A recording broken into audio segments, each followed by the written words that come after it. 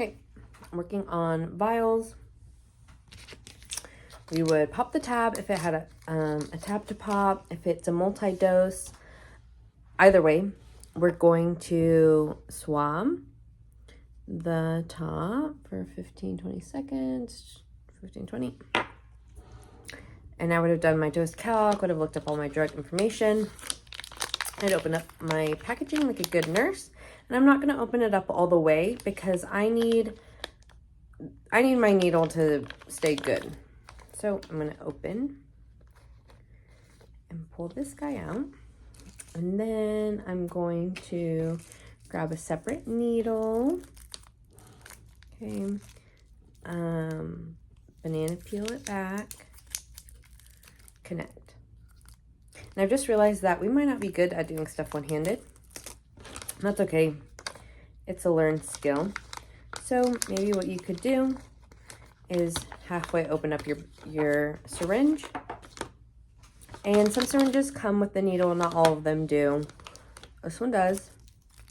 And then maybe I'd open up my second needle halfway. And again, I need to keep that opening sterile.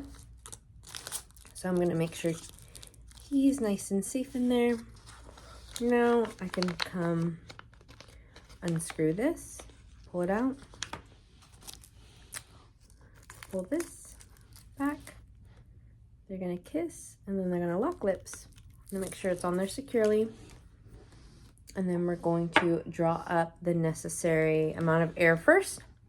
So we're going to say our dose calc came up to be 0.5 ml. So we're going to pull back, pull my cap off, hard surface, sharp in my dominant hand, inject in, push my air, revert, and it would like fill itself out if it was brand new. And if I was patient, get rid of my bubbles.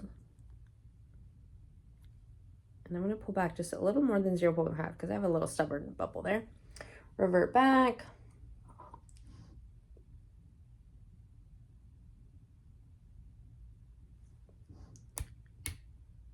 And I always, with my bubbles, I like to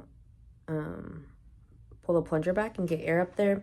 And normally the bubbles will automatically go up there. Sometimes they don't. You can just hit it. But it helps me better visualize where my air is so that I push enough out. I'm going to push my air out.